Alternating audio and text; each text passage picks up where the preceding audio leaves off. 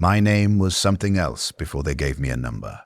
I remember the sound of it, the shape my mother's mouth made when she said it, but not the word itself. That memory has been overwritten. I was 8 years old when the administrative officials came to Hive Tertius, level 97, subsector Kappa.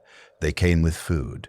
The smell is what I remember most clearly from that day. Not the smell of the food, though that was significant, a sharp contrast to the recycled corpse starch we had been eating for 6 months, but the smell of the officials themselves.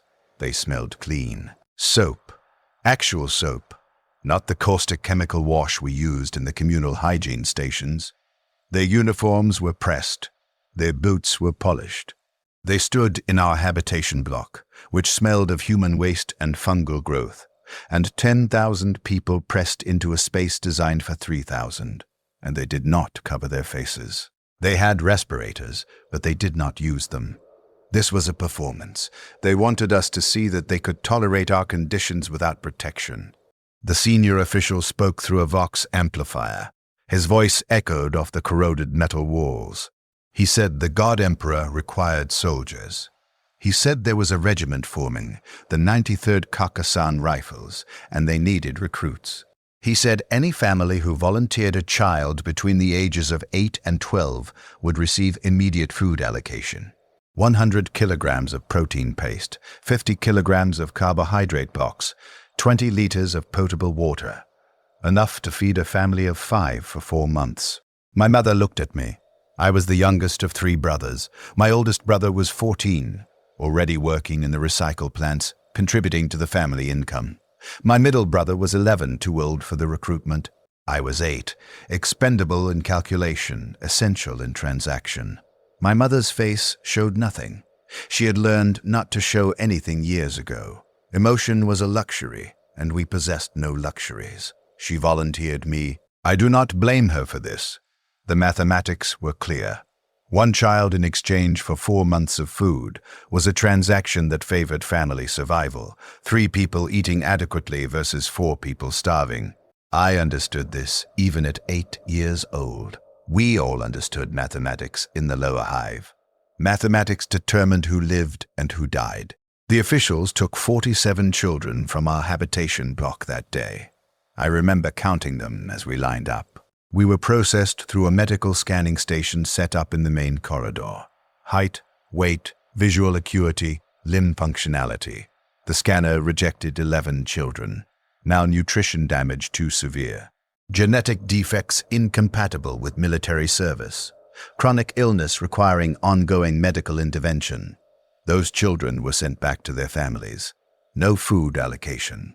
The officials were precise about this.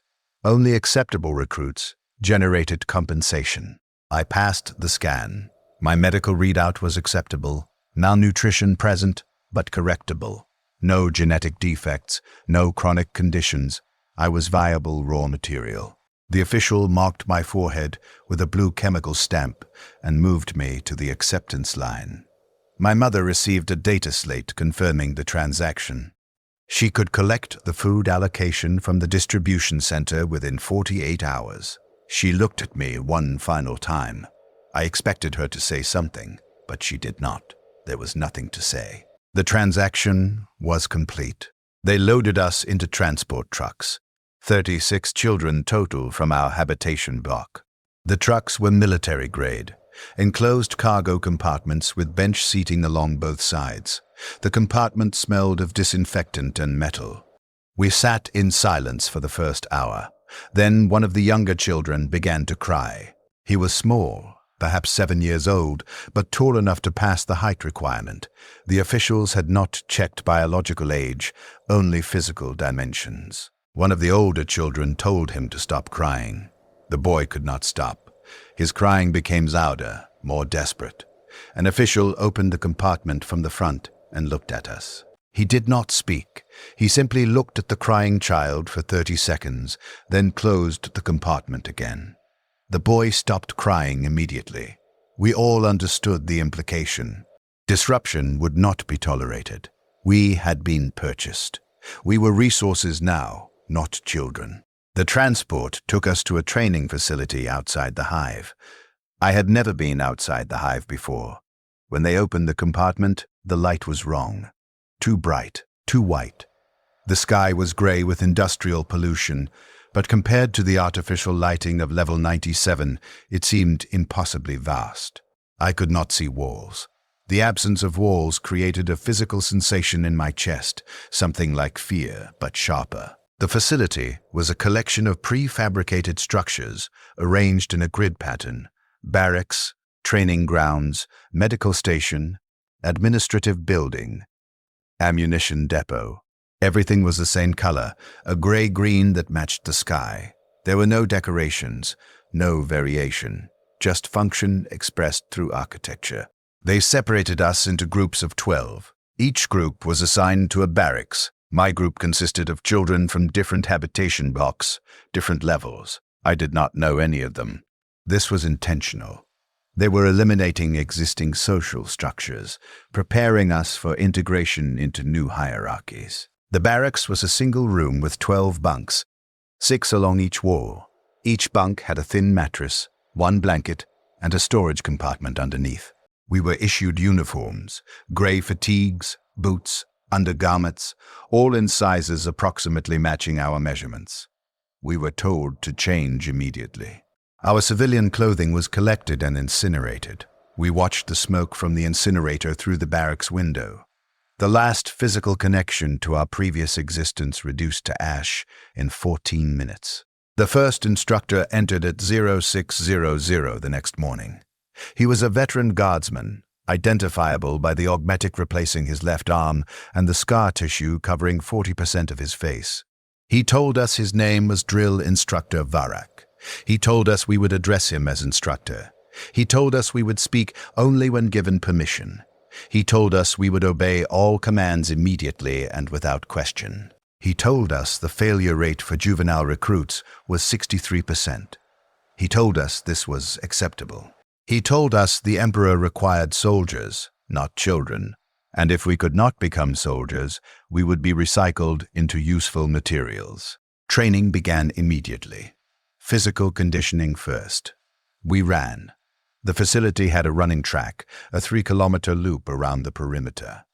We were required to complete 5 loops before morning ration distribution. Most of us could not run 15 kilometers. We tried. We failed. Instructor Varak documented our failures in a data slate, marking each child who could not complete the distance. 23 of the 36 children in our barracks cluster failed that first day. Rations were distributed based on performance. Those who completed the run received full rations, protein paste, carbohydrate blocks, water. Those who failed received half rations. The mathematics of this system were immediately apparent. Reduced rations decreased physical capacity. Decreased physical capacity reduced performance. Reduced performance meant continued reduced rations. It was a spiral that terminated in failure and recycling. I completed the run. It took me 2 hours and 17 minutes. My legs were shaking by the final kilometer. My lungs felt scraped raw, but I completed it. I received full rations. I ate them mechanically, not tasting, just consuming. Fuel for continued function. After rations, we had weapons instruction. They issued us training Zaskans. Non-functional replicas waited to match actual weapons. We learned to hold them, carry them, present them, maintain them. The instructor demonstrated each action once. We were required to replicate it perfectly. Failure resulted in corrective action. Corrective action meant physical punishment. Push-ups, wall sits, carrying the lasgun at full extension until muscle failure. The punishment was not personal. It was systematic. Behavior modification through negative reinforcement. I learned quickly. I observed the instructor's demonstrations carefully, memorized the movements, replicated them with precision. I received minimal corrective action. Some children could not learn quickly enough. They accumulated correction after correction, their bodies breaking down under the compounding physical stress. By the end of the first week, 3 children had been recycled. Medical assessment determined they could not meet minimum performance standards. They were removed during the night. We found their bunks empty at morning formation. Their uniforms and equipment were already redistributed. The boy in the bunk next to mine was named Jerick. He was 9 years old, from level 43. He was taller than me but thinner, his malnutrition more advanced. He struggled with the physical requirements. He could not complete the runs in the allocated time. He received reduced rations. His performance declined further. I observed this spiral with clinical detachment. I understood he would be recycled. It was simply a matter of time. On the 12th day, he asked me for food. It was late, after lights out. He whispered my number.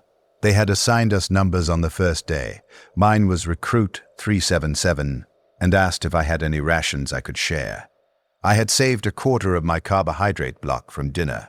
I did this habitually, storing reserves in case of unexpected reduction in allocation. I could have given it to him. It would not have changed his trajectory. He was already too far into decline. But it would have delayed his recycling by perhaps a day or two. I told him I had nothing to share. This was not true. But sharing would have reduced my reserves, potentially compromising my own performance stability. The mathematics were clear. His survival was improbable regardless of intervention. My survival required maintaining optimal resource management. I chose optimization over assistance. He was recycled 4 days later. I observed his empty bunk at morning formation. I consumed my full breakfast ration. I completed my 15-kilometer run. I logged his absence as data and continued function. This was my first complicity. I did not recognize it then. I thought I was simply making rational decisions within a system designed to eliminate inefficiency. I did not understand that the system required these decisions, that it created conditions where compassion became a disadvantage, where survival demanded the suppression of connection. I was learning to be a soldier. I was learning to process humans as resources, including myself. By the end of the first month, our original 36 had been reduced to 21. The recycled 15 included 3 who died during training, 1 from cardiac failure during a forced march, 2 from complications following beatings administered as corrective action, and 12 who were assessed as unable to meet minimum standards. The surviving 21 were consolidated into a single barracks.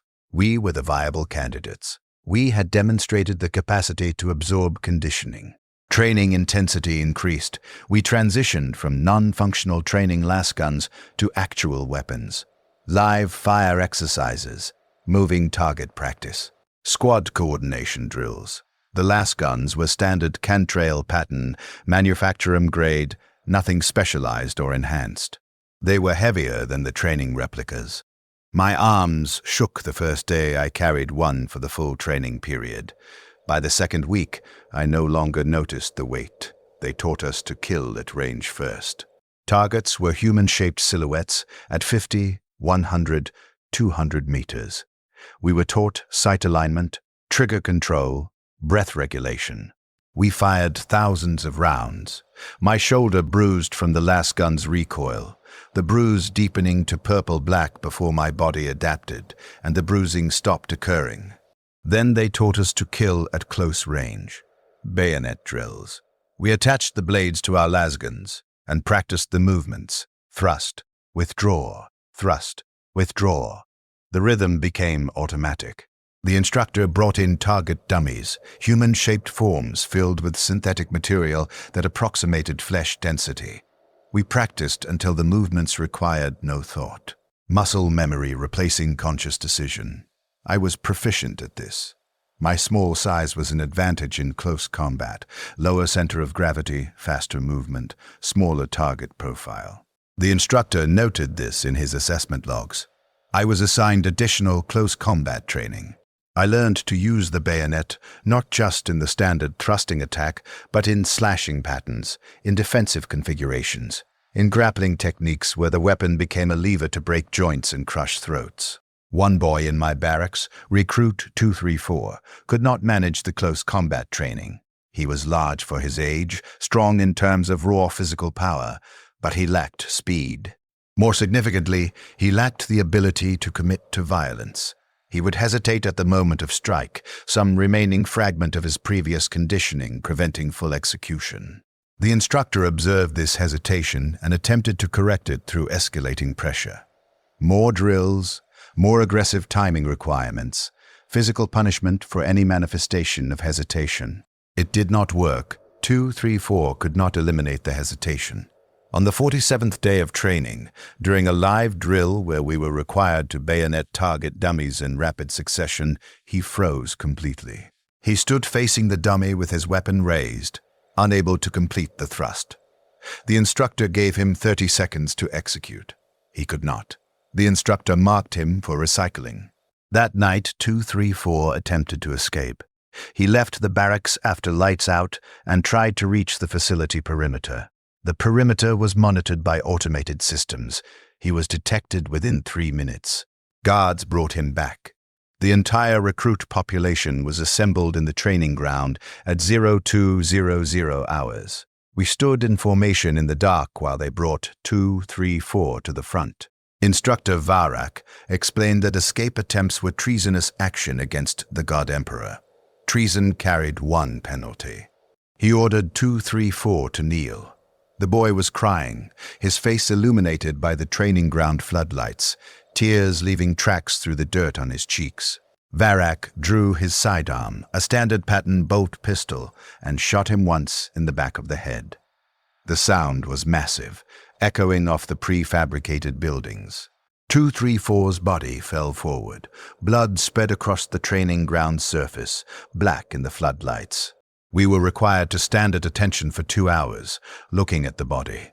Then we were ordered to return to barracks. Sanitation servitors removed the corpse before morning formation.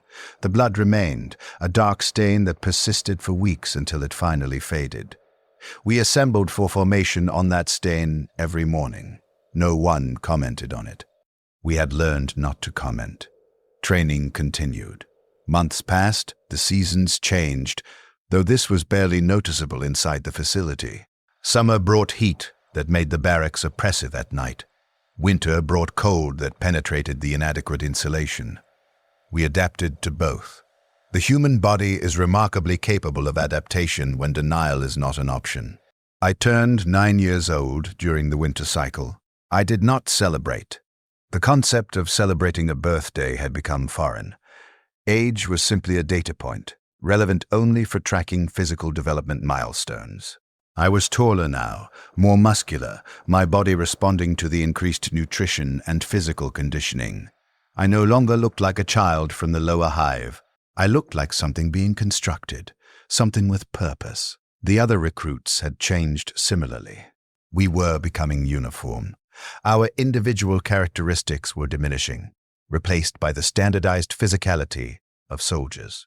We moved alike, spoke alike when we were permitted to speak, thought alike within the parameters we had been taught. The system was shaping us, compressing our variations into a singular functional template. During the 10th month of training, they introduced live target practice. The targets were prisoners. The instructor did not explain their crimes, if they had committed crimes. He simply informed us they had been condemned by proper authority and would now serve the Emperor through facilitating our training. There were 6 prisoners, all male, ages ranging from approximately 2 to 50 years old. They were restrained at various distances from our firing line, 50 meters, 100 meters, 150 meters. We were ordered to fire. I lined up my shot on the 50-meter target, a man with gray hair and extensive scarring on his exposed arms. I applied the sight alignment principles I had been taught. I controlled my breathing. I squeezed the trigger smoothly, not jerking. The last bolt struck him in the chest. He fell. I observed his fall with the same detachment I had applied to shooting the silhouette targets. He was a target. His status as human was irrelevant to the function I was performing. Not all recruits managed this transition successfully. 3 recruits refused to fire.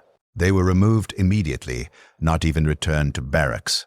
We heard the bolt pistol shots from behind the administrative building 30 minutes later. The instructor returned alone. He asked if anyone else wished to refuse. No one spoke. We completed the exercise, All 6 prisoners were terminated. We logged our accuracy percentages and returned our weapons to the armory. That night, I lay in my bunk and attempted to process what I had done. I had killed a human. The act itself had been simple, mechanically indistinguishable from shooting a silhouette. But I understood intellectually that I had terminated a consciousness, ended an existence. I waited for an emotional response. Guilt, horror, remorse. None arrived. The conditioning had been thorough. I had been taught that enemies of the Emperor were not truly human, that they had forfeited their humanity through their crimes, that killing them was righteous service. I had absorbed this teaching at a level deeper than conscious thought. My emotional processing had been redirected, channeled through this framework. I wondered briefly if this meant I was no longer fully human myself. Then I dismissed the question. Humanity was not relevant. Function was relevant. I was becoming a weapon. Weapons do not require humanity. They require effectiveness. 12 months into training, we received our first assignment designation. We were informed we would deploy with the 93rd Carcassonne Rifles as light infantry specialists. Light infantry meant close combat focus, rapid deployment capability, acceptable casualty rate. The acceptable casualty rate was 78% over a standard 6-month combat deployment. This was explained to us factually, without emotional context. We were expected to absorb this information and continue training. We did. There were 17 of us remaining from the original 36. 53% attrition during training. This was below the average of 63%. Our training cohort was considered successful. We were issued service numbers replacing our recruit numbers. Mine became Guardsman 7739, 3rd Squad, 2nd Platoon, 7th Company, 93rd Carcassonne Rifles. My identity had been compressed into an administrative designation. In the 14th month, they introduced us to our first real squad mate. His name was Thomas. He was a veteran guardsman, 23 years old, 6 years of active service. He had survived combat deployments on 3 separate worlds. His presence in our training was an evaluation mechanism. He was assessing our readiness for integration into active units. Thomas was the first person who spoke to me as if I was something other than a resource to be optimized. During a night training exercise, a navigation course through forested terrain outside the facility, he positioned himself beside me during a rest period. He asked my designation. I told him. He asked how old I was. I said 9. He was quiet for 37 seconds. Then he said, "They took you young." I did not understand the comment's significance. I replied that 8 was within the acceptable recruitment age range. He made a sound that might have been a laugh or a cough. He said, "Acceptable. Right. Everything's acceptable when you write the regulations." This was the closest I had heard anyone come to criticizing the system. I did not know how to respond. Thomas seemed to expect no response. He continued, "You're proficient. I've reviewed your training scores. Top 15% in marksmanship, top 5% in close combat. You process orders efficiently. You'll probably survive your first deployment." "Probably," I repeated. "Nothing's certain in combat, but you've got better odds than most. The training here is adequate. They're preparing you properly." He paused again. "They're also destroying you, but that's necessary. Can't fight wars with children. Got to make you into something else first." I asked what we were being made into. He looked at me with an expression I could not pass. Then he said, "Soldiers, which means controlled killers, which means functional psychopaths with discipline. Don't worry about it. You won't remember what you were before. That's the point." The navigation exercise resumed. We completed it in acceptable time. I did not speak with Thomas again that night, but his words remained in my processing. I was being destroyed. I was becoming a functional psychopath. These statements seemed accurate, based on observable evidence. I attempted to generate concern about this transformation, and could not. The conditioning had already progressed too far. I was what they were making me. Resistance would be both futile and inefficient. Tomas remained with our unit for 6 weeks. During that time, I observed him carefully. He demonstrated the behaviors of a successful guardsman: immediate order compliance, efficient violence execution, emotional detachment from casualties. But occasionally I detected fragments of something else. He would look at us during training and his expression would shift briefly, something that might have been regret or sorrow flickering across his features before being suppressed. He was performing the role of veteran guardsman while maintaining some protected core of the person he had been before. I did not understand how this was possible. My own previous self was already inaccessible, archived so deeply I could barely confirm it had existed. On the final day of Tomas's evaluation period, we conducted a full combat simulation. Live ammunition, realistic casualty effects through paint markers and electronic tagging systems, enemy force played by veteran guardsmen from other units. The scenario was an urban combat environment, prefabricated structures arranged to simulate hive city conditions. Our squad's objective was to advance through 3 blocks of hostile territory and secure a munitions depot. I was assigned point position due to my close combat proficiency. Tomas was squad second. We advanced through the first block without contact. The second block contained the enemy. They engaged us from elevated positions, last fire coming from windows and rooftops. 2 squad members were tagged immediately, registered as casualties and removed from the exercise. We returned fire and advanced. Standard Imperial Guard doctrine: aggressive forward pressure, acceptable casualties in pursuit of objective. I reached the entrance to a structure that needed clearing. Tomas was 3 meters behind me, providing cover fire. I executed the entry protocol: explosive charge on the door, breaching, immediate suppressive fire into the room. There were 2 enemy inside. I terminated both with controlled bursts, then advanced to clear the rest of the structure. The third room contained something I had not expected: a child, approximately 6 years old, dressed in civilian clothing. This was part of the simulation, a test of target discrimination protocols. We had been taught civilians in combat zones are potential hostiles. Assess threat level immediately. Engage if threat is confirmed. The child was holding something. I had half a second to identify whether it was a weapon or a harmless object. It was a wooden block, a toy, not a weapon. But my conditioning had already processed. Object in hands, potential threat, close quarters, elevated risk. My finger began applying pressure to the trigger before conscious thought could intervene. I stopped myself. The pressure eased. The child, an adult in makeup, I realized, a role player, remained alive. I lowered my weapon and proceeded to clear the rest of the structure. After the exercise, Tomas approached me during debriefing. He said, "You hesitated in room 3. Yes, guardsman. The target was unarmed. Proper assessment. But you nearly fired anyway. Yes, guardsman. In real combat, that toy might be a grenade. You understand that?" "Yes, guardsman. You'll have to make that choice someday. Shoot a potential threat that might be innocent, or hesitate and potentially die. There's no correct answer, just probabilities and consequences." He looked at me with that same unreadable expression. "You're 9 years old, and I'm explaining how to decide whether to kill children. The Emperor's mercy is a distant thing." I did not respond. Tomas signed off on our evaluation. Our squad was rated combat ready. We would deploy within 3 months. The final phase of training was integration with the full regiment.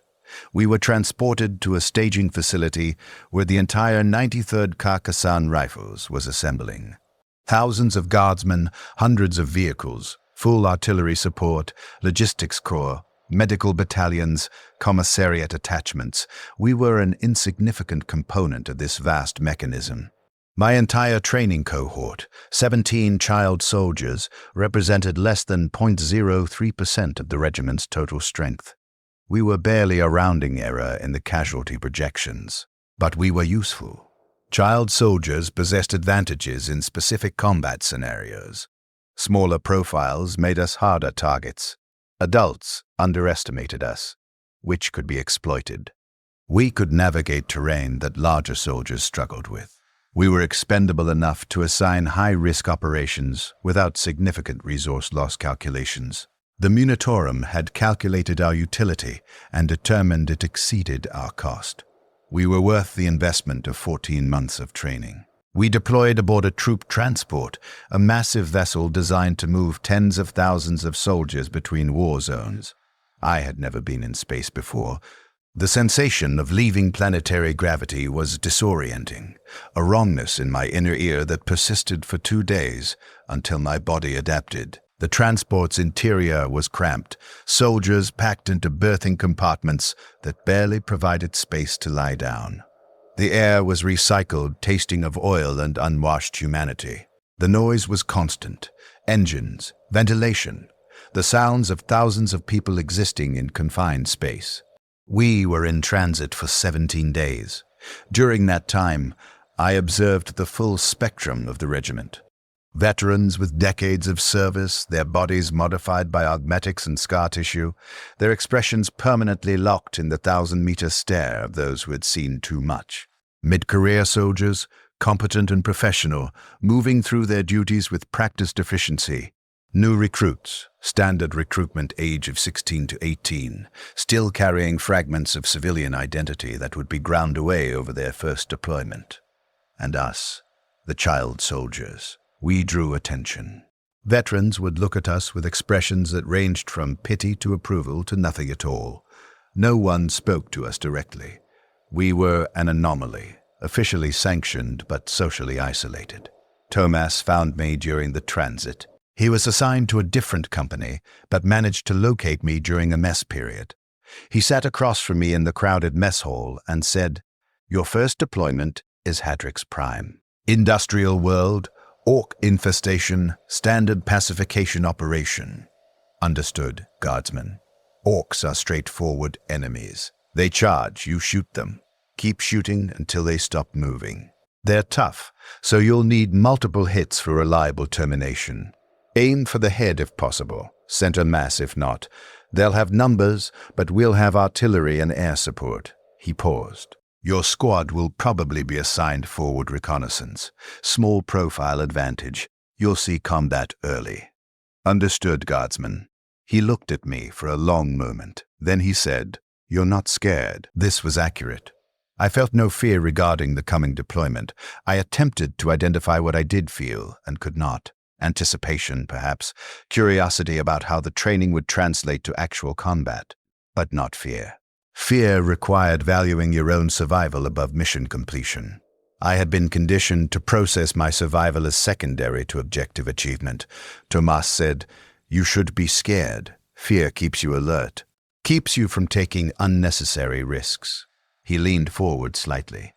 "Listen, I know what they did to you in training. I know they compressed 14 months of conditioning into a mind that was still developing. You're not processing correctly anymore. That's intentional. But somewhere in there, you're still a child. That child is terrified, even if you can't feel it. Let that terror work for you. Let it keep you sharp." "I understand, guardsman." "No, you don't. But you might, eventually, if you survive long enough." He stood, picked up his tray. "Stay low. Follow orders. Trust your training. Die well if it comes to that." I finished my ration and returned to my berthing. I processed his words and could not extract useful data from them. I was a child who was terrified but could not feel terror. This seemed paradoxical. I dismissed it and entered the shallow, alert sleep I had learned to manage during training. Proper rest required shutting down consciousness while maintaining readiness for immediate activation. I had become proficient at this. I could wake to full combat readiness in under 3 seconds from deep sleep. This was what 14 months of conditioning had purchased, the conversion of a human into something that resembled a machine, capable of rest but never truly off, always ready to activate and kill. We arrived at Hadrix Prime on the 18th day of transit. The deployment was chaotic, thousands of soldiers moving through the ship to their assigned dropships, vehicles being loaded into heavy landers, supply chains distributing ammunition and equipment. My squad assembled at our designated embarkation point at 0400 hours. We were issued full combat loadouts: las gun, 6 charge packs, 4 fragmentation grenades, 2 crack grenades, combat knife, entrenching tool, water canteen, 3 days of rations, basic medical supplies. The total weight was 42 kilograms. I weighed 39 kilograms. I carried the load anyway. Training had prepared my body for this. My muscles had been built specifically to bear equipment that exceeded my body weight. The dropship ride to surface was violent. Atmospheric entry created turbulence that threw soldiers against restraint harnesses. The noise was overwhelming, the ship's hull groaning under stress. I observed 3 soldiers vomiting. I felt nausea but suppressed it through controlled breathing. The descent took 11 minutes. When the dropship's ramp lowered, I got my first view of Hadric's Prime. The sky was orange. Industrial pollution had saturated the atmosphere, filtering the sunlight into a perpetual toxic sunset. The terrain was ash waste, nothing growing, just gray-black powder that rose in clouds with every step.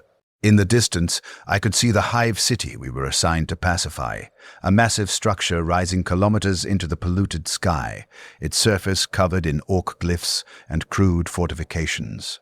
Last fire was visible even from this distance, bright streaks against the orange sky. The war was already in progress. We were reinforcements. My squad moved out. We were assigned to 3rd Platoon's reconnaissance element, tasked with advancing ahead of the main force to identify enemy positions and strength.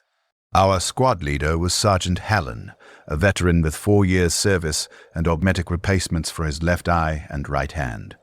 He had not spoken to us during the entire transit.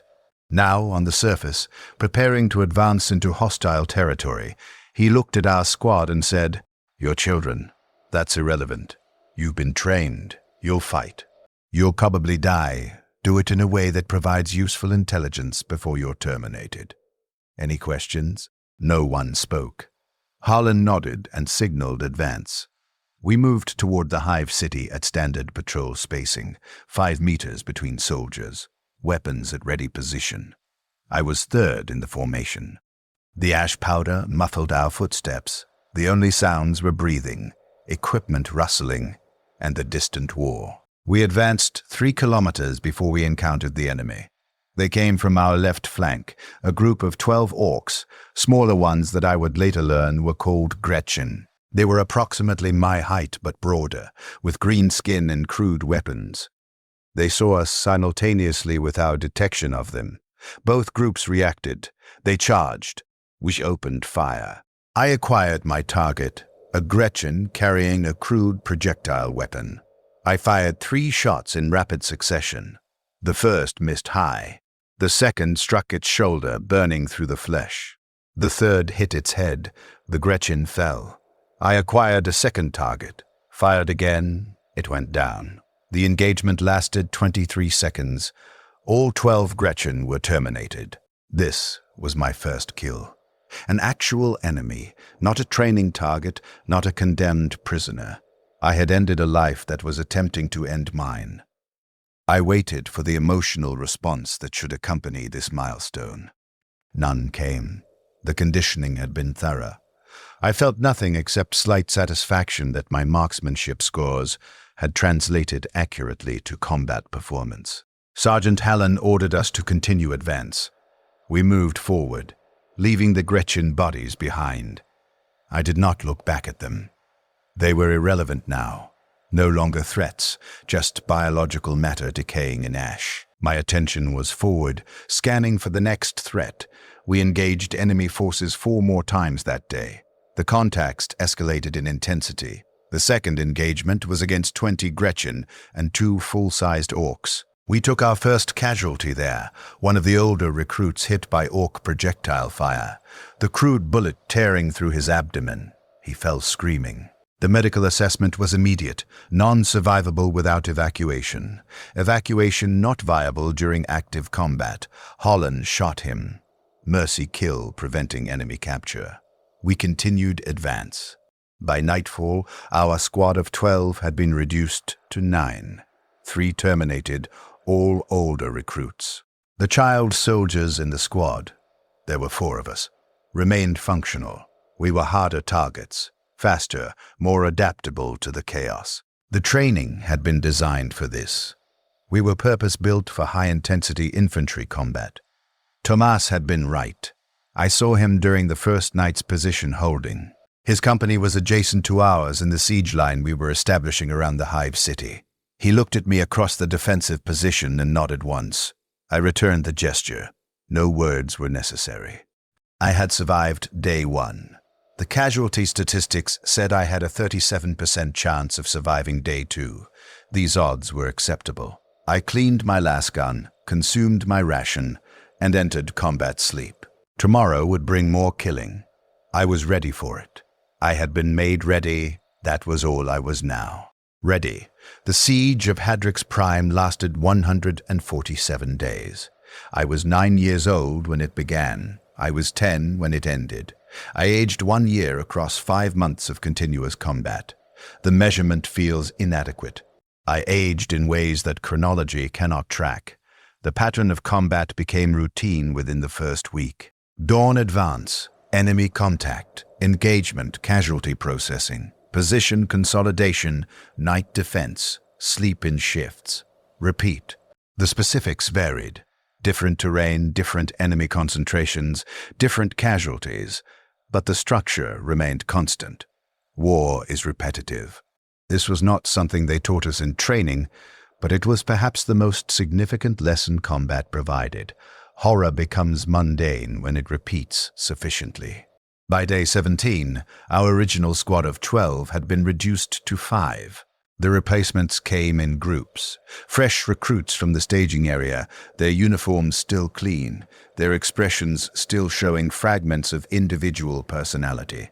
They died quickly. The average survival time for new replacements was 4 days. I logged this data unconsciously, my mind cataloging patterns the same way it cataloged weapon maintenance procedures. Survival required understanding the mathematics of death.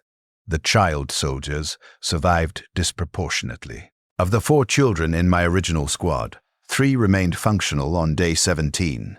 Of the 8 adult recruits, only 2 survived. The pattern held across the regiment. Child soldiers were showing a 23% higher survival rate than standard recruits. The Monitorum noticed this. By week 4, additional child soldier units were being rushed through training and deployed to Hadrix Prime. The system had identified an efficient resource and was scaling production. On day 29, I met Caius. He was assigned to my squad as a replacement. He was 10 years old, slightly taller than me, with dark hair and a scar across his left cheek from some injury predating his recruitment. He had been in training for only 9 months, 3 months less than my cohort. The acceleration was apparent in his performance. He was proficient, but not optimized. His movements carried a fractional hesitation that my training had eliminated. We were assigned adjacent positions in the defensive line on his first night. The night was quiet, no enemy probing attacks, just the distant sounds of artillery exchanging fire deeper in the siege perimeter. I was performing routine equipment maintenance. Caius watched me work for several minutes before speaking. "You clean your weapon every night." His voice was quiet, barely audible over the ambient war sounds. "Correct. Maintenance prevents malfunction. I was taught to clean it every 3 days unless firing more than 100 rounds. That protocol is insufficient. Ash particulates on this world contaminate the firing mechanism. Daily maintenance is necessary for reliable function." I did not look at him while speaking, my attention remaining on the weapon. "You should adopt this protocol." He was quiet for a moment. Then he said, "They told us in training that we were replacing another child unit, that the first unit had performed well. That was your unit." "My original training cohort, yes. How many are left?" 3 of 17. Acceptable survival rate for duration of deployment. You say that like it's data. It is data. I finished reassembling my lasgun and began the inspection process. All survival is data. Your survival is a probability calculation. My survival is a probability calculation. Processing it as anything else is inefficient. Caius looked at me with an expression I had seen before on Thomas's face. Something between concern and recognition. How old were you when they recruited you? 8. I was 9. I remember more than you do, I think. From before. I remember my family. My father worked the water reclamation plants. My mother did assembly work in the manufacture rooms. I had a sister. He paused. Do you remember your family? I attempted to access memories of my family and found the data corrupted. I could recall facts. I had brothers. I had a mother. But the emotional content and sensory details were missing. The files had been overwritten. Incomplete recall. The information is not operationally relevant. Not relevant. He repeated the words quietly. Everything they did to us, and you think remembering who you were isn't relevant. It is not. That person is gone. I am what replaced him. This replacement is functional. The previous version's memories would not improve current performance. Caius turned away from me, facing out toward the dark ash wastes. I don't want to forget. I'm trying to hold on. I think about them every night. My family, what they looked like, what their voices sounded like. I'm trying to keep the memories active so they don't degrade. This is inefficient. Those memories consume processing capacity that should be allocated to threat assessment and tactical analysis. I don't care if it's inefficient. I don't want to become like you. The statement was delivered without hostility, just observation. I processed it and found no offense in the analysis. He was correct. I had become something different. The transformation was intentional and thorough. I was better at survival because I was better at being a weapon. Caius was attempting to remain partially human, maintaining connections to his previous existence. This gave him something I lacked, though I could not identify what that something was. But it also created vulnerability. Attachment to past identity meant mourning its loss. I did not mourn because I had nothing left to mourn. You will become like me, or you will be terminated, I said. This was not a threat, just probability.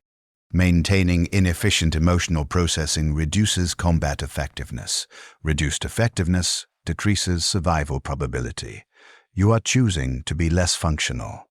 But at least I'll know who I was when I die. I had no response to this. I completed my equipment maintenance and entered combat sleep. Caius remained awake, staring out into the darkness. I observed him through half-closed eyes for several minutes before full sleep engaged. He was trying to hold on to something. I did not understand what, but some fragment of my own consciousness, buried beneath the conditioning, recognized the attempt as important. I archived this observation without processing its significance. Caius survived his first week, then his second. By week 6, we had been in continuous combat together for 43 days. The squad composition had changed entirely except for us. We were the constants. Everyone else cycled through, replacements arriving and dying and being replaced again. Caius and I developed efficient coordination. We learned each other's movement patterns, combat responses, tactical tendencies. This was not friendship in any conventional sense. It was operational synchronization. We functioned better as a unit than as individuals. But something else was developing alongside the operational efficiency. Caius continued speaking to me during the quiet periods, the brief spaces between combat when conversation was possible. He talked about his family, his memories of life before recruitment, his observations about the other soldiers. I rarely responded substantively, but I listened. The listening itself became a routine, something I performed automatically during downtime cycles. He asked me questions. What did I remember from before training? What did I think about when I performed equipment maintenance? Did I feel fear before combat? Did I dream? Most questions I could not answer meaningfully. My memories from before were too degraded. My internal processes during maintenance were mechanical. No real thought occurring. I did not feel fear. I did not dream, or if I did, the dreams were not retained upon waking. But I found myself attempting to answer anyway. I would search my corrupted memory files for fragments that might constitute a response. I would observe my own cognitive processes during maintenance and try to articulate what occurred there. I began paying attention to whether fear manifested in my physiology before combat. I started trying to remember my dreams. This was inefficient. Caius was causing me to allocate processing capacity to self-analysis that provided no tactical advantage, but I continued doing it. The behavior persisted despite its inefficiency. I did not understand why until much later. Caius was teaching me to be partially conscious again, to observe my own existence rather than simply executing programmed responses. He was pulling me slightly back toward humanity, even as the war was pushing us both further away from it. On day 62, we were assigned a night patrol. Deep reconnaissance into enemy-controlled territory. 6 soldiers, including Caius and myself, objective to identify enemy supply routes and report back. Sergeant Hallen led the patrol. We moved through the ash wastes in darkness, using night vision equipment to navigate. The ash absorbed sound, making the world eerily silent except for our breathing and equipment noise. We were 4 kilometers into enemy territory when we found the settlement. It was not marked on any tactical maps, just a collection of crude structures in a depression between slag heaps. The structures showed signs of habitation, thermal signatures, smoke from fires, movement visible through gaps in the walls. The settlement was populated by humans. Civilians who had remained behind when the orcs took the territory, surviving in the spaces between combat zones. Hallen ordered us to halt and observe. We spent 30 minutes watching the settlement, counting inhabitants, assessing threat level. I counted 43 individuals, mostly adults, but some children visible. They appeared to be scavenging survival, eating whatever could be extracted from the ash wastes, burning debris for warmth. They were not armed with anything beyond improvised tools. They posed no military threat. Hallen activated his Vox and reported the settlement to command. We waited for instructions. The response came after 7 minutes. Eliminate all inhabitants, destroy the structures, continue patrol. The reasoning was provided. Civilians in enemy territory were potential orc collaborators, intelligence risks, resource drains if liberated. Termination was more efficient than extraction. Hallen acknowledged the order and signaled us to advance. We approached the settlement from 3 directions. Standard encirclement formation. The inhabitants did not detect us until we were within 50 meters. Then someone saw us and shouted a warning. People began running, scattering toward the edges of the settlement. Hallen gave the order to fire. I acquired targets and engaged. The first target was an adult male running toward a structure, attempting to reach something inside. I fired twice. He fell. I acquired a second target, another adult male attempting to flee the perimeter. I fired. He fell. I continued firing, moving through targets methodically, processing each engagement as I had been trained. Caius was positioned to my left. I observed him peripherally while maintaining my own firing discipline. He was not firing. His weapon was raised, but he was not engaging targets. I saw him tracking a running figure, a child, approximately 6 years old, with his weapon sight but not pulling the trigger. The child ran into a structure and disappeared. Caius lowered his weapon. The engagement lasted 4 minutes. All visible inhabitants were terminated. Hallen ordered us to sweep the structures and eliminate any survivors. We moved through the settlement in pairs. I was paired with Caius. We entered the first structure and found 3 bodies already deceased from the initial firing. We entered the second structure and found the child Caius had tracked. The child was hiding behind a crude piece of furniture, curled into a defensive position, making no sound. I raised my weapon to fire. Caius stepped in front of me, blocking the shot line. He looked at the child, then at me. He said nothing. The silence extended for 5 seconds. Then he stepped aside. The shot line was clear. I fired once. The child stopped moving. We exited the structure and continued the sweep. We found 11 more survivors during the sweep. All were terminated. The structures were destroyed using incendiary charges. The settlement was eliminated as ordered. We continued our patrol, gathered the required intelligence about enemy supply routes, and returned to our lines at dawn. The patrol was logged as successful, mission objectives achieved, no friendly casualties. Caius did not speak to me for 3 days after that patrol. When he finally did, during a night watch on day 65, he said, "You didn't hesitate." The target was designated hostile by command authority. Hesitation would have been inappropriate. It was a child, younger than us. Age is irrelevant. The order was to eliminate all inhabitants. I couldn't do it. I saw them, and I couldn't fire. I tried. I raised my weapon. I put the target in my sights. I just couldn't pull the trigger. Yes, I observed this. But you could. You shot that child in the structure without hesitation. You just executed the order. That is correct. Caius was quiet for a long time. When he spoke again, his voice was different, flatter. I blocked your shot. I almost refused the order. If Hallan had seen me, he would have executed me for cowardice. Yes, you could have reported it. That would have been proper procedure. I interfered with mission execution. I did not report it. Why? By all proper protocols, I should have reported Caius's interference. His hesitation represented a breakdown in discipline, a failure to execute orders, a potential threat to unit cohesion. Reporting it would have been correct action. Instead, I had remained silent. The patrol report I provided made no mention of his failure to fire. I do not know, I said finally. This was accurate. I could not identify the reasoning that had led to my choice. Some process in my consciousness had made a decision that contradicted my conditioning. I had chosen Caius over the regulations. This should not have been possible. The conditioning was supposed to be absolute. You protected me, Caius said. You made a choice to not follow proper procedure. That means you're not completely what they made you. There's still something in there that can choose something besides maximum efficiency. I could not confirm or deny this analysis.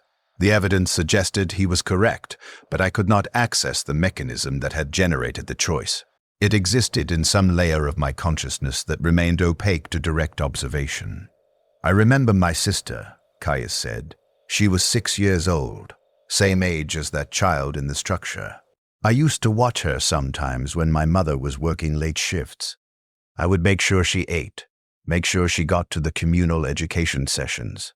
She was my responsibility. He paused. That child in the structure could have been her.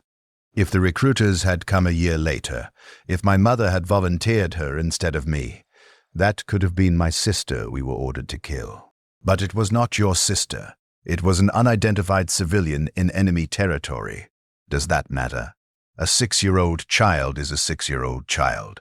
The orders said to kill them all. We killed them all. That's what we do now.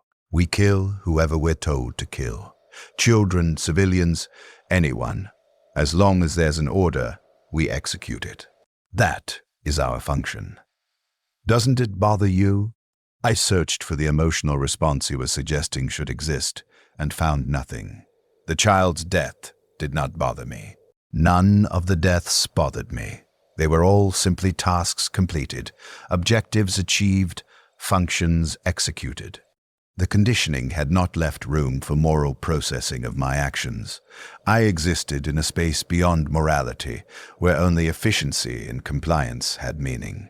No, I said, it does not bother me. Caius looked at me for a long time. Then he said, "It bothers me. It bothers me that I was going to let that child live. It bothers me that you killed them without hesitation. It bothers me that I couldn't fire during the initial engagement. But mostly, it bothers me that I'm starting to understand why you're the way you are. It's easier. Being like you is easier. If I could stop feeling things, stop remembering things, stop caring about what we're ordered to do, everything would be simpler. I wouldn't feel like this." "Then stop," I said. "Release the memories. Stop attempting to maintain your previous identity. Accept the transformation, function as you were designed to function." "Is that what you did?" Just accepted it? I attempted to remember the process of my own transformation, and could not. There was no clear moment of acceptance, no conscious decision to abandon my previous self. The transformation had been gradual and total, each day of training compressing my humanity slightly further until nothing recognizable remained. I had not accepted it. I had simply been unable to resist it. I do not remember resisting, I said. The transformation occurred. I became this. There was no acceptance or rejection, just inevitability. That it's inevitable for me too. That I'm going to keep doing this until the memories fade and the feelings stop and I become exactly what you are. A weapon that looks like a child but isn't really a child anymore. That is the probable outcome, yes. He made a sound that might have been a laugh or a sob. You're not supposed to agree with me. You're supposed to tell me I'm wrong. I do not provide false reassurances. The data supports your projection. Continued service will result in progressive dehumanization. This is inherent to the system's design. We were both quiet after that. The night continued around us, the distant sounds of war constant and meaningless. I returned to equipment maintenance. Caius stared out into the darkness. I observed him peripherally and detected moisture on his face. He was crying silently, his shoulders shaking slightly, his breathing irregular. I did not know how to respond to this display. Comfort was not a protocol I had been taught. I continued my maintenance and allowed him to process his emotions without interference. The siege entered its final phase on day 103. The regiment had established complete encirclement of the Hive City. Artillery bombardment had destroyed significant portions of the Orc defensive structures. Armored units were positioned for the final assault. The child soldier units, having demonstrated superior performance in close-quarters combat, were assigned to the vanguard. We would enter the Hive first, clearing initial resistance and securing entry points for follow-on forces. Caius and I were both still functional. This was statistically improbable. The average survival time for child soldiers on Hadrix Prime was 47 days. We were on day 103. The odds of both of us remaining alive had been less than 3% at deployment. Yet we persisted. We had become efficient at survival, processing threats faster, moving better, killing more reliably than our training had predicted. The night before the final assault, Caius said, "I don't remember what my sister looked like anymore." I stopped my equipment maintenance and looked at him. This was significant. He had been using his sister's memory as an anchor, attempting to maintain connection to his previous existence through detailed recall of her features. If that memory was degrading, his last connection was severing. "The memory file is corrupting," I said. "I can remember facts about her, her age, her name, that she existed, but I can't see her face anymore. I try to visualize it, and there's just blankness. The same thing is happening with my parents. I know they existed, I remember some events, but the sensory details are gone. Their voices, their faces, the way they moved, all of it is fading. This is expected. Memory consolidation prioritizes operationally relevant data. Personal history is not operationally relevant. The files are being overwritten to make space for tactical information storage. I tried so hard to hold on, I thought if I kept thinking about them, kept remembering them, the memories would stay active, but it didn't work. They're fading anyway. In another month, I probably won't remember them at all. I'll be like you, just data and function. Does it bother you that you've forgotten who you were? I considered the question carefully. Did the absence of my previous self constitute a loss that generated negative affect? I searched for any emotional response to my own transformation and found nothing. I was what I was. The previous version was irrelevant, barely confirmed to have existed. Its absence created no void because I could not remember what had occupied that space. "No," I said, "it does not bother me. I have no reference point for what was lost. You cannot mourn what you cannot remember. But I can still remember. Not clearly, not completely, but enough to know what I'm losing. Enough to understand that I'm being erased. and I can't stop it. I'm trying, and it's still happening. Resistance is inefficient. The transformation serves a purpose. You are becoming more effective. I don't want to be more effective. I want to still be human. Those objectives are incompatible in this context. Maximum combat effectiveness requires reducing human elements that interfere with function, emotional processing, moral consideration, individual identity. All of these degrade performance. The system removes them to optimize output. Caius looked at me with an expression of such profound sadness that some buried fragment of my own consciousness recognized it and generated a response. Not empathy, that capacity had been trained out of me, but something adjacent to it, recognition that he was experiencing something significant. A feeling I had once possessed and lost, now observable in someone else, like a recording of a language I no longer spoke. Tomorrow we assault the hive, he said. Casualty projections for the Vanguard are 73%. There's a 73% chance one or both of us dies tomorrow. Those are the published casualty estimates. If I die, I want you to remember something for me. I do not maintain memory files for terminated personnel. It is inefficient. I don't care if it's inefficient. Just do this. Remember that my name was Caius. Remember that I had a family I loved. Remember that I tried to hold on to being human and couldn't. Remember that I existed as a person before I became a weapon. Can you do that? The request violated efficient resource management protocols. Maintaining detailed memory files for deceased personnel served no operational purpose. But I found myself agreeing anyway. That same buried process that had chosen not to report his hesitation, now choosing to accept this request. I will remember, I said. Thank you. He was quiet for a moment. Then he said, You're still in there somewhere, the person you were. I know you can't access it. I know the conditioning buried it too deep. But it's still there. That's why you didn't report me. That's why you're agreeing to remember some part of you that they couldn't completely erase. I did not confirm this analysis. I could not confirm it. If such a fragment existed, it was inaccessible to my conscious processing. But the evidence suggested Caius might be correct. I was generating choices that contradicted my conditioning. Some process was operating outside the programmed parameters. Whether this process constituted a surviving fragment of my original self or simply a glitch in the conditioning, I could not determine. The assault began at dawn on day 104. Artillery bombardment intensified at 0500 hours, saturating the hive's outer structures with high explosive shells. At 0530, armored units moved forward to positions 300 meters from the hive entrance. At 0545, the child soldier vanguard units advanced. 200 soldiers, all between ages 9 and 14, moving ahead of the main force to secure the initial breach point. Caius and I advanced side by side. We had fought together for 75 days. Our operational synchronization was total. I moved right, he covered left. He advanced, I provided suppression. We functioned as a single tactical unit distributed across two bodies. The orcs met us at the hive entrance. They had concentrated their remaining forces for a final defense, hundreds of them packed into the entry structures, firing from prepared positions. Las fire and crude projectile fire filled the air. Soldiers fell around us. The vanguard was taking casualties at exactly the projected rate.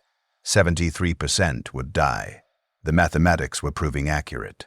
We fought our way into the hive, clearing room after room, corridor after corridor. Close combat, bayonets and grenades and point-blank shooting. The training had prepared us for this. We were more effective in these conditions than adult soldiers, our size allowing us to navigate the confined spaces better. Our training optimized for exactly this scenario. We killed efficiently, mechanically, without hesitation or doubt. Caius stayed with me throughout. Even as the unit fragmented under enemy fire, even as command structure collapsed and soldiers scattered into individual survival efforts, Caius remained at my side. We advanced together, killed together. The bond we had developed was no longer merely operational. It had become something deeper, some mutual recognition that we were each other's only anchor in this chaos. We were clearing a storage chamber 3 levels into the hive when the grenade came through the doorway. I saw it arc through the air, tracked its trajectory, calculated impact point. It would detonate in the center of the room. Lethal radius would encompass both our positions. We had perhaps 2 seconds to exit the room before detonation. I moved toward the door. Caius moved toward me. He was closer to the grenade. He could have exited. Instead, he changed direction, moving toward me instead of toward safety. He collided with me, his momentum, carrying us both through the doorway and into the corridor beyond. The grenade detonated. The explosion filled the storage chamber, shrapnel tearing through the space we had occupied half a second earlier. The blast wave hit us, throwing us forward into the corridor wall. My head impacted metal. My vision fragmented, consciousness flickering. I maintained awareness through training, forcing my neurological systems to stabilize despite the impact trauma. I turned to check Caius's status. He was on the ground beside me. His back was toward me. I could see the shrapnel wounds, multiple penetrations across his back and legs where he had been between me and the blast. Blood was spreading across his uniform, dark and extensive. The wounds were severe. I accessed my medical training, running through triage protocols. Multiple shrapnel penetrations, probable internal organ damage, significant blood loss, shock imminent. Treatment required immediate evacuation to medical facilities with surgical capacity. Survival probability with proper treatment was approximately 40%. Survival probability without treatment was 0. We were 3 levels into a contested hive with no clear evacuation route. Medical facilities were at the siege lines, kilometers away. Evacuation was not viable. Caius was going to die here. He turned his head to look at me. His face was pale, his breathing rapid and shallow. He said, "Are you functional?" "Yes. Minor impact trauma. No significant damage." "Good." "That's good," he coughed. Blood appeared at the corner of his mouth. Internal bleeding, severe. "I saw the grenade. You were farther from the door. I thought I could get us both out." "I miscalculated." "You miscalculated intentionally. You moved toward me instead of toward the exit. Your trajectory was deliberate. You placed yourself between me and the blast." "Yeah, I did." This was not optimal survival strategy. If you had exited immediately, your survival probability would have been 97%. I know. But you would have died. I decided that was unacceptable. He coughed again. More blood. I made a choice. I chose you over optimal strategy. I chose human connection over maximum efficiency. I'm glad I did. I could not process this. He had deliberately sacrificed his survival to improve mine. This was contrary to all conditioning, all training, all rational self-interest. Individual survival was supposed to be the primary objective, subordinated only to mission completion and Emperor's service. Personal sacrifice for another individual soldier was not protocol. It was not efficient. It was not logical. But he had done it anyway. Some part of him that had resisted the conditioning, that had maintained connection to human values despite months of systematic dehumanization, had generated a choice that prioritized relationship over survival. He had chosen to die so I could live. I knelt beside him and attempted to apply medical intervention. I used his own field dressing to compress the worst wounds, trying to slow the blood loss. It was futile. The damage was too extensive. I was performing the procedures because they were trained responses, not because they would achieve anything meaningful. Caius was dying. The medical assessment was absolute. "Don't waste resources," he said. "You need to keep moving. The assault is still ongoing. You have objectives to complete." Medical intervention for wounded personnel is required protocol. Protocol for personnel who can be saved. I can't be saved. You know that. I know that. Don't pretend otherwise. He was correct. I ceased the medical intervention and sat beside him instead. I did not know why I remained. Proper procedure was to continue the mission, leave the dying behind, maintain operational momentum. But I stayed. Some process was overriding the conditioning again, generating choices that contradicted training. "I'm cold," Caius said. "That's blood loss, right? Shock? Yes. Your blood pressure is dropping. Peripheral circulation is shutting down. Coldness is expected. How long?" "Approximately 9 minutes until consciousness loss. 14 minutes until total termination." "That's efficient. I appreciate the precision." He tried to smile. The expression was wrong, muscles not coordinating properly. "I'm scared. I don't want to die. But I'm glad you're here. I don't want to die alone." I possessed no comfort protocols, no words that would make this easier. I could only sit and observe as his biological systems progressively failed. I watched his breathing become more labored, his skin grow paler, his eyes lose focus. I tracked the stages of his dying with clinical precision, because clinical precision was all I possessed. "Remember what I asked," he said, after several minutes. His voice was weaker now, harder to hear over the combat sounds echoing through the hive. "Remember my name. Remember I existed. Remember I tried to stay human. I will remember. Promise me. Actually promise. Not just confirming orders. Promise me as one person to another." I processed this request. A promise was a commitment that transcended operational requirements, a personal bond that existed outside command structure. I had not made a promise since before training. The concept felt foreign, a social behavior from a life I no longer remembered. But I found myself speaking anyway. "I promise. I will remember Caius. I will remember you existed as a person. I will remember you chose humanity over efficiency. I will carry this memory forward for as long as I continue to function. Thank you." His breathing was very shallow now, his chest barely moving. "I'm glad I knew you. I'm glad we survived together as long as we did. I'm glad my last choice was saving you." His breathing stopped at 11 minutes, 43 seconds after the grenade detonation. His eyes remained open, fixed on something I could not see. I reached out and closed them, a gesture I had observed in training footage but never performed. I did not know why I performed it now. Some fragment of recovered humanity, some recognition that the dead deserved this small ritual. I sat with his body for an additional 3 minutes and 17 seconds. This was operationally inefficient. The assault was ongoing. I had objectives. But I remained anyway, observing the body of the only person I had connected with since training began. The only person who had seen me as something other than a weapon. The only person who had chosen to die for me. Then I stood, retrieved my lasgun, checked my remaining ammunition, and continued into the hive. The assault required completion.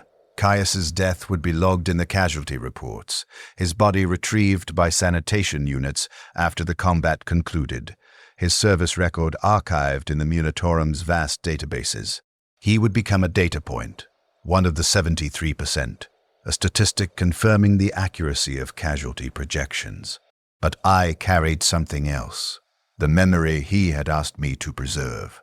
The knowledge that he had existed, that he had fought to maintain his humanity, that he had chosen connection over survival. This memory was operationally useless. It provided no tactical advantage. It did not improve my combat effectiveness, but I maintained it anyway, archived with the highest priority, flagged as permanent and critical. I was honoring his request. I was keeping my promise, and in doing so, I was demonstrating that Caius had been correct.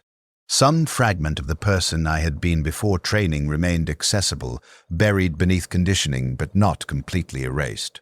That fragment had made the promise. That fragment was maintaining the memory. That fragment was proving that complete dehumanization was not quite total. The assault continued for 11 more hours. The orcs were eliminated. The hive was secured. The 93rd Carcassan Rifles had achieved its objective. Total casualties for the regiment were 42%. Total casualties for the Child Soldier Vanguard were 71%.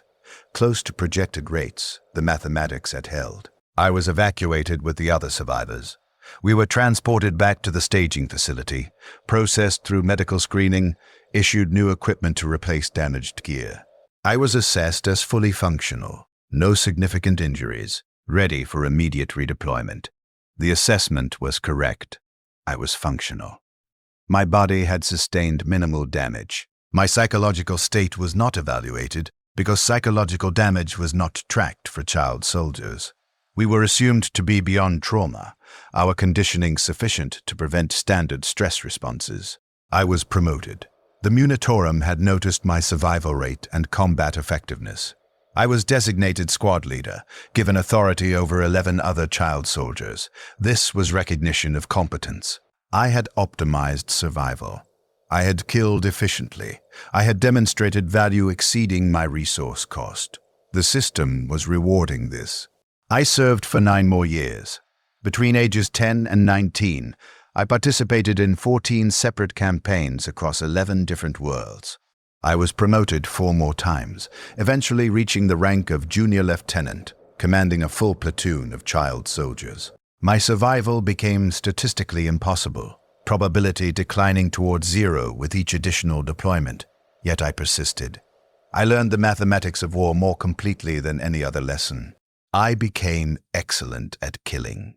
The child soldiers under my command died regularly. I learned to process their deaths as Caius had been processed. Data points, casualty statistics, confirmation of probability calculations. I learned not to remember their names unless they asked me to. 3 of them did ask, across 9 years of service. 3 soldiers who recognized they were dying and wanted someone to remember they had existed. I made the same promise to each. I remembered them all. Caius, Marcus, Devon, Ale. 4 names preserved in my corrupted memory files. 4 pieces of evidence that humanity had not been completely eliminated. The other soldiers in my units, hundreds of them across 9 years, died without requesting memory. They simply terminated, their bodies processed through the Munitorum's recycling systems, their service records archived and forgotten. They had no one to carry forward the knowledge of their existence. They became pure statistics, numbers in casualty reports, resources consumed in the Emperor's service. I killed thousands during those 9 years.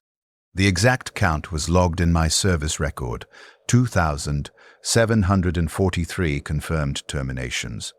Enemy combatants, mostly. Orcs, cultists, traitors, xenospecies whose names I never learned.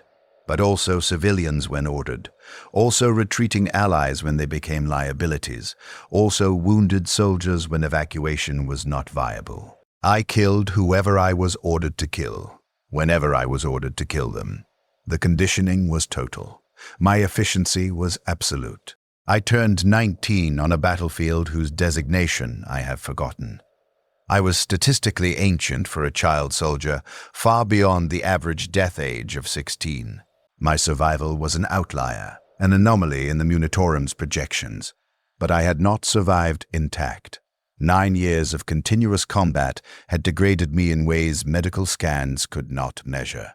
My body was functional but heavily scarred, augmetic replacements in my left leg and right hand, where injuries had required surgical intervention.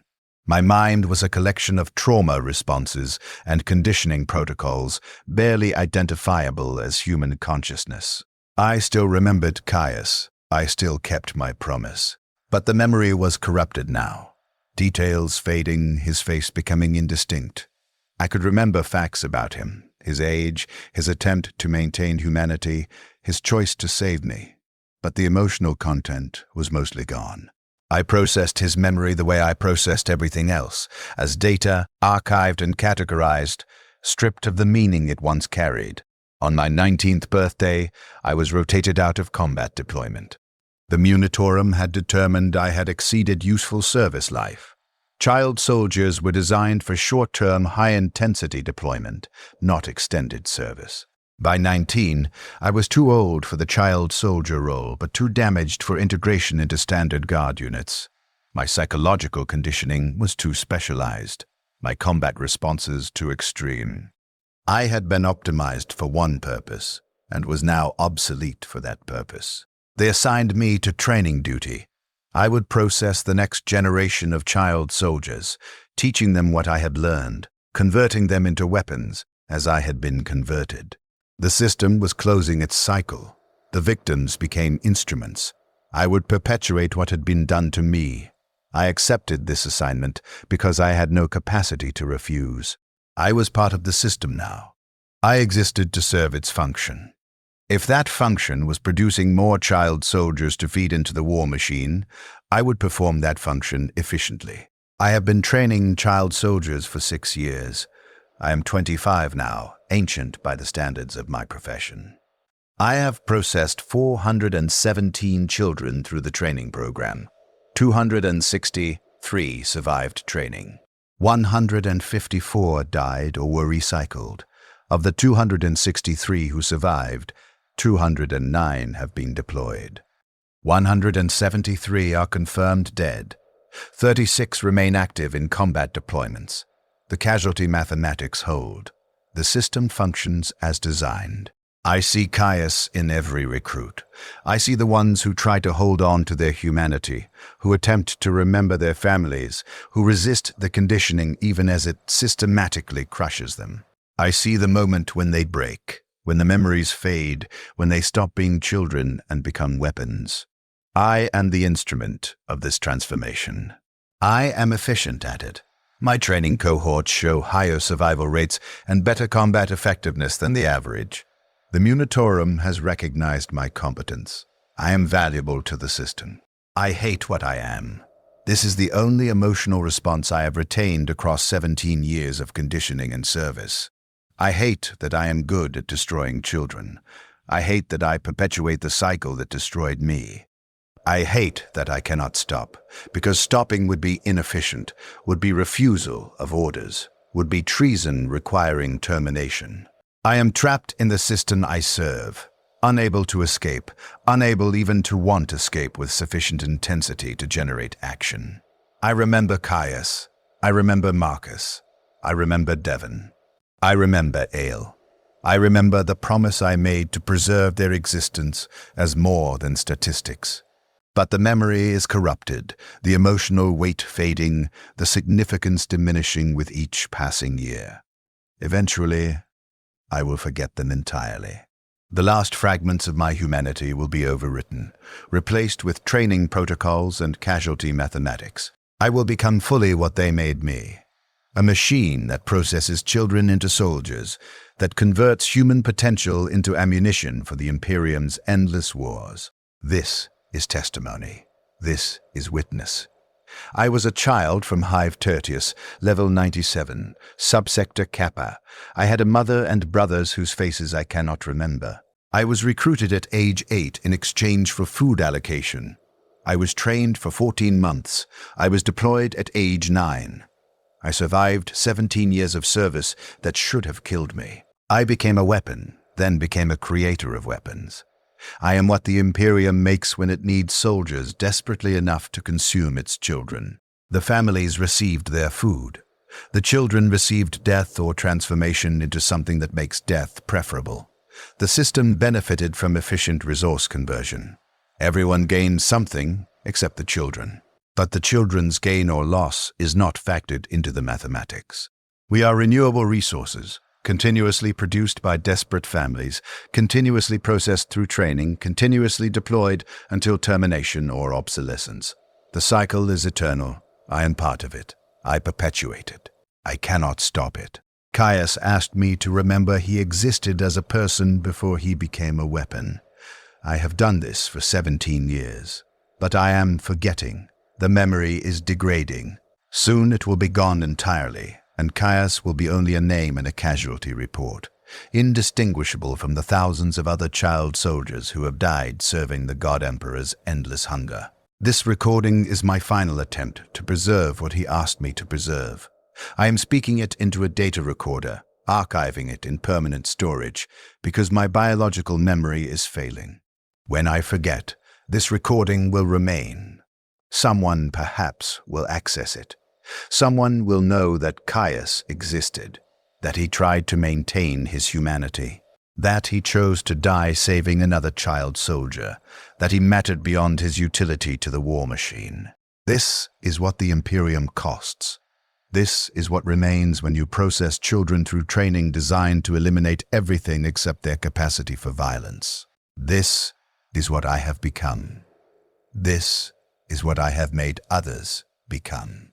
This is the testimony of Guardsman 7739, formerly Recruit 377, formerly a child whose name has been overwritten by service designations. I continue to function. I will continue training child soldiers because that is my assigned role. I will continue the cycle because I am part of the cycle. I will continue until I am killed or until my usefulness ends and I am recycled. This is inevitable. This is what the system requires. This is all I am now. But I will remember, for as long as biological memory persists, that I made a promise, that a child soldier named Caius asked me to remember he existed as a person, that he was right about the fragment of humanity that survived conditioning. That fragment kept the promise. It maintained the memory. It speaks this testimony. It proves that complete dehumanization, though nearly total, was not quite absolute. I remember, this changes nothing, but it is true, and truth, even meaningless truth, is worth preserving. This is the end of testimony.